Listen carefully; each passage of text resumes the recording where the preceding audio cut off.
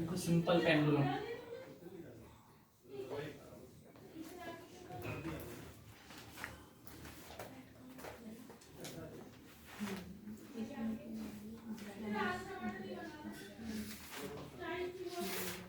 देखिए simple pendulum बनाने के लिए हमें क्या चाहिए, सिंपल पेंडुलम बनाने के लिए हमें क्या क्या चाहिए, एक तो स्ट्रिंग चाहिए हमें जिसकी लेंथ कितनी हो सकती है एल, और वो कैसी होनी चाहिए, इनएक्सटेंसिबल होनी चाहिए। मतलब क्या है वो, क्या हो, स्ट्रेस लेस हो, मतलब ऐसा ना हो कि इसकी लेंथ इनक्रीज हो जाए। और एक मुझे क्या चाहिए, एक क्या चाहिए, पॉइंट मास चाहिए, एक मास ले सकते हैं, बॉल ले सकते हैं, और उसको क्या चाहिए, एक रिजिड सपोर्ट भी चाहिए जिससे हम लटका दें फिक्स्ड से। ठीक है, माना है इसके पास में लेंथ कितनी होगी, एल होगी, इसमें टेंशन क्या होगा, अपर डायरेक्शन में काम करेगा। This is the equilibrium condition. जैसे हमने क्या काम किया, इसको यहाँ पे जाकर के थोड़ा सा डिस्प्लेसमेंट कर दिया, इधर डिस्प्लेसमेंट कर दिया, तो डिस्प्लेसमेंट जैसे करेंगे तो मेरे पास में क्या होगा, एक अपोजिट रिस्टोरिंग फोर्स काम करेगा, जो इसे क्या काम करेगा, जो इसे अपनी इक्विलिब्रियम कंडीशन में या इनिशियल पॉइंट पे लाने का प्रयास करेगा। ठीक है ना। अब मेरे पास में जैसे आपने इसको डिस्प्लेसमेंट किया और ले जाकर के आपने इसको छोड़ दिया, छोड़ देने के बाद में क्या हो गया, ये अपनी इनिशियल कंडीशन में आएगा ड्यू टू रिस्टोरिंग फोर्स, प्रत्यानयन बल के कारण आएगा। और आने के बाद में क्या है, ये यहाँ पे इक्विलिब्रियम कंडीशन में नहीं रखेगा। क्यों नहीं रखेगा, क्योंकि ड्यू टू द इनर्शिया, जड़त्व के कारण ये क्या काम करेगा, ये फिर इधर चला जाएगा।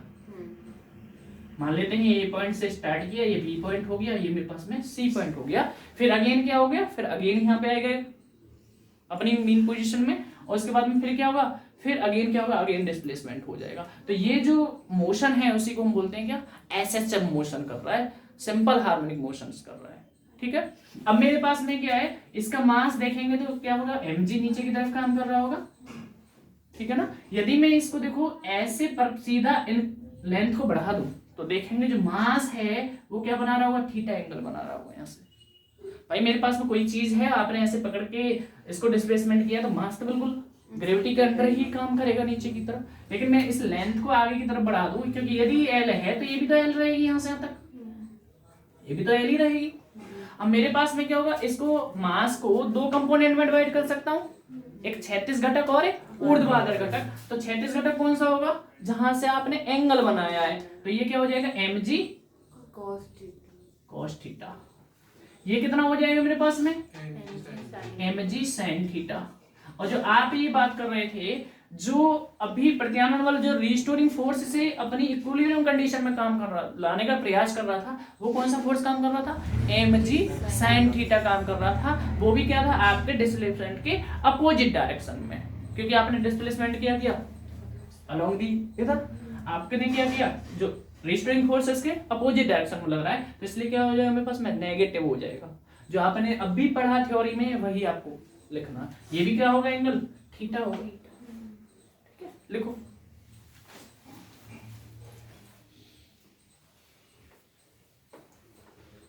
माना एक सरल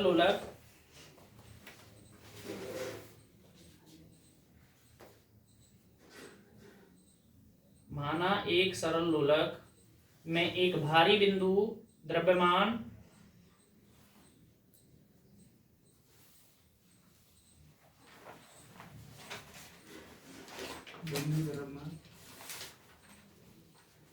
ने खींचने वाली लचकदार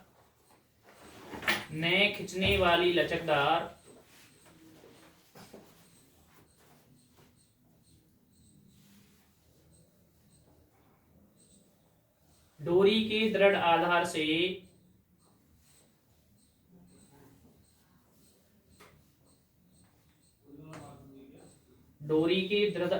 से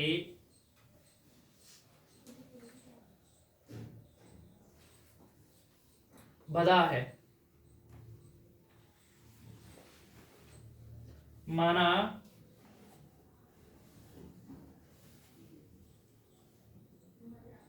किसी क्षण स्मॉल टी पर इसका कोणीय विस्थापन स्मॉल टी टी पर इसका कोणीय विस्थापन स्मॉल थीटा है तथा लोलक का द्रव्यमान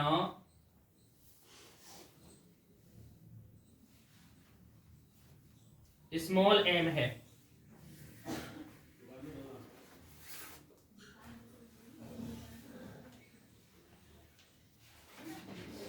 तब लोलक पर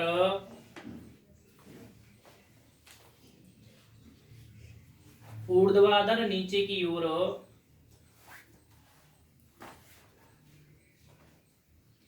कार्य करने वाले बल mg को दो घटकों में विभाजित कर सकते हैं।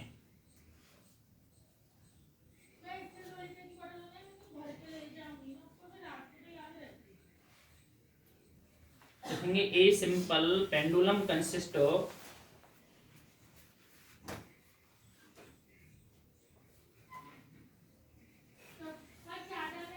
of a heavy particle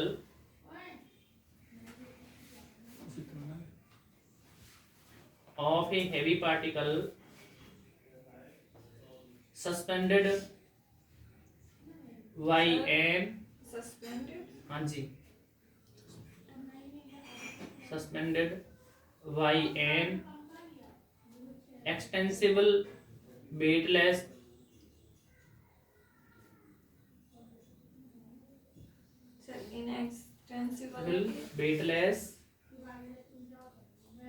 flexible string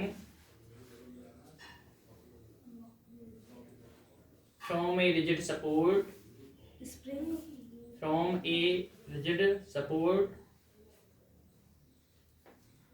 next answer देखेंगे let theta be the displacement at any time t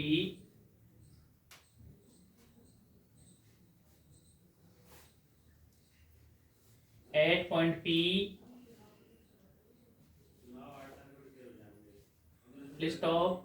If small m t at point P, इसको हम P मान सकते हैं।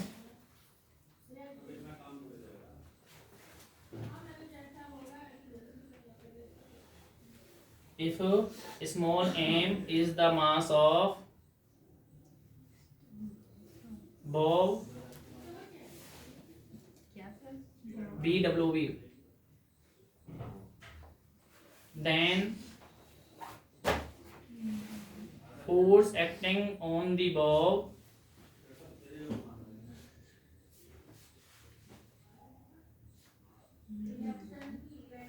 vertically downward of mg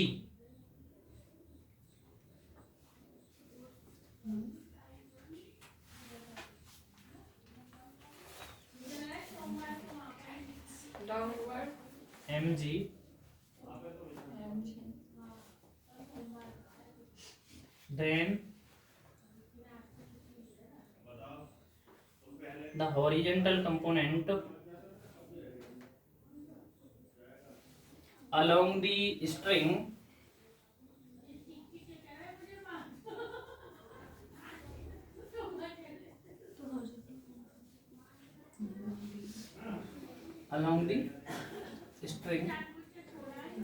कितना हो गया मेरे पास में स्मॉल mg cos थीटा तार स्ट्रिंग STRING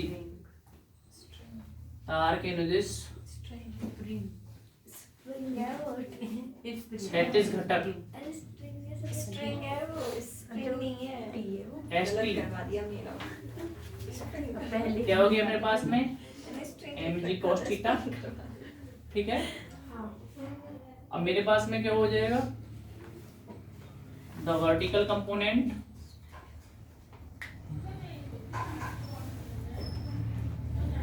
ऑफ द ऐसे कर दी vertical component along the string wire mg sin theta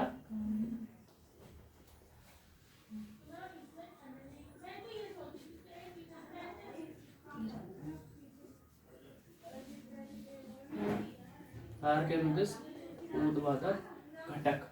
लेकिन इसमें क्या होगा, इस जो मेरे पास में स्ट्रिंग है इसमें टेंशन लग रहा होगा, टेंशन कौन बैलेंस करेगा, mg cos theta.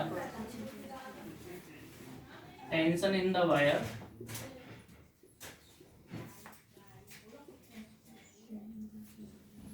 D equal to कितना हो जाएगा, mg cos theta. But the force acting on the bob वो कितना होगा, जो मीन पोजीशन में लाने का काम करेगा वो होगा मेरे पास में mg sin थीटा, है ना। तार में तनाव, the force acting on the bob F equal to कितना हो जाएगा मेरे पास में, mg sin theta. Negative, where negative means it means the acceleration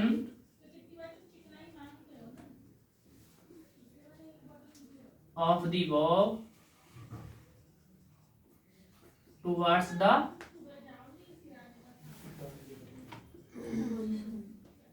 mean position या equilibrium condition। mean position अच्छा रहेगा, mean position। मेरे पास में क्या हो जाएगा, F को मैं क्या लिख सकता हूँ, एम ए लिख सकता हूँ, M a minus k g sine theta, m a लिख दूं d square y over d t square x की जगह is equal to minus k m g sine theta. 21 number मेरे पास में हो गया फर्स्ट। अब मेरे पास में इधर देखिएगा, ये जो परपेंडिकुलर कंपोनेंट है ये तो यही होगा जो mg sin थीटा होगा, बिल्कुल परपेंडिकुलर तो ऐसे ही आएगा ना मेरे पास में। अब मेरे पास में इधर देखें, जो मेरे इसको लीनियर डिस्प्लेसमेंट निकालना चाहूँ तो लीनियर डिस्प्लेसमेंट कैसे करेंगे, देखा एज ए जैसे आपको दिख रहा होगा आर्क की तरह दिख रहा होगा, तो आर्क की तरह दिख रहा है तो हम ये निकाल सकते हैं कि इसका जो डिस्प्लेसमेंट होगा वो कितना होगा। ठीक है, मेरे पास में कितना होगा, जो जितनी आर्क होगी वो मेरे पास डिस्प्लेसमेंट होगा उसका। ठीक है, बट फ्रॉम द फिगर चित्र से एंगल इज इक्वल टू कितना हो जाएगा,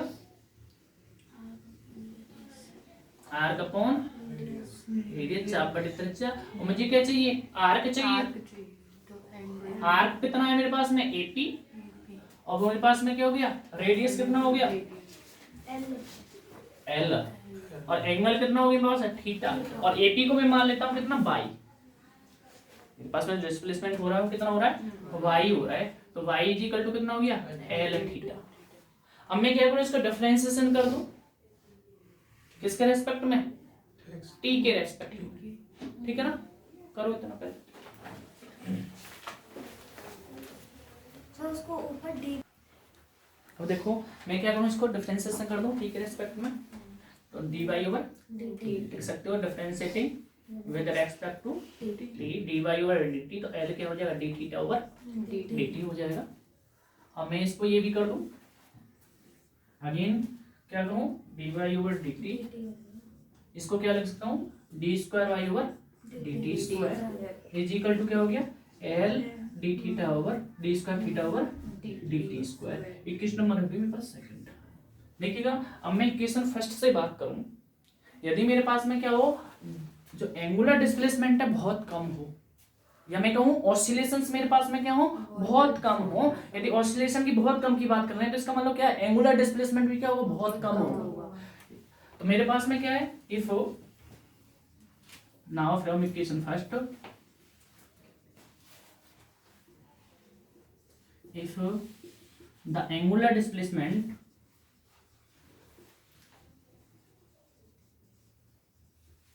इज वेरी स्मॉल, यदि मेरे पास में कोणीय विस्थापन क्या हो अत्यंत सूक्ष्म हो, तब क्या हो जाएगा मेरे पास में इधर साइन थीटा लगभग कितने के बराबर होगा, थीटा के बराबर होगा।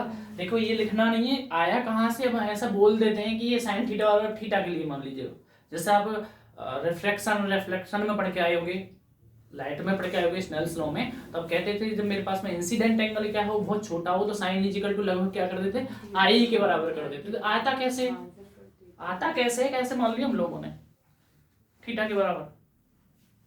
या मेरे पास में देखिएगा ऐसे समझिएगा, साइन थीटा को या साइन एक्स का फॉर्मूला पता है ना मैथमेटिक्स में, लिखना नहीं है, समझा रहा हूं आया कहां से। साइन एक्स का फॉर्मूला क्या होता है एक्सपोनेंशियल फॉर्म में, नहीं पता है ना। अरे x माइनस के क्या होगा x की क्यूब अपॉन फैक्टोरियल 5 माइनस के x की पावर कितना हो जाएगा उसमें इसका x की power 3 upon factorial 3 upon x की power 5 upon factorial 5 plus dot dot dot होता है ना। अब आपने कहा जो डिस्प्लेसमेंट है जो ऑसिलेशन है वो कितना है बहुत कम है, या मैं कहूं थीटा के टर्म में लिखा है तो क्या हो जाएगा sin theta is equal to theta minus के theta cube upon factorial 3 minus के थीटा की power 5 upon factorial 5 plus dot dot dot. Theta क्या बता दिया आपने बहुत स्मॉल बता दिया, स्मॉल का मतलब मैंने मान लिया 0.1 डिग्री, तो मेरे पास में इसका क्यूब करेंगे तो और छोटा हो जाएगा, इसका और करेंगे तो और छोटा हो जाएगा, इसलिए हमने क्या किया हायर टर्म को क्या कर दिया नेग्लेक्ट कर दिया, केवल इसको रख दिया ये यहां से आया है। तो मेरे पास में क्या होगा अब मेरे पास में इक्वेशन कितनी हो जाएगी ये 3 देन तब मेरे पास में क्या हो जाएगा m d square y over dt square is equal to minus k m क्या हो जाएगा g थीटा और m से इक्वेशन नंबर कितना हो गया थर्ड। इक्वेशन को इसको क्या कर दूं मैं इक्वल कर दूं, now equation second and third. तो मेरे पास में क्या बचेगा g theta is equal to कितना हो गया l d square theta over dt square. यदि मैं लिखूं तो d square theta over dt square कितना हो जाएगा प्लस के क्या हो जाएगा, देखिए एक चीज मिस्टेक कर रहे हैं हम, माइनस के जी है ना, ये माइनस के माइनस आएगा ना जी, तो मेरे पास में क्या होगा G upon L theta is equal to क्या हो गया 0। ये किसकी इक्वेशन के समान आ गई सिंपल हार्मोनिक मोशन के समान आ गई। Hence, this equation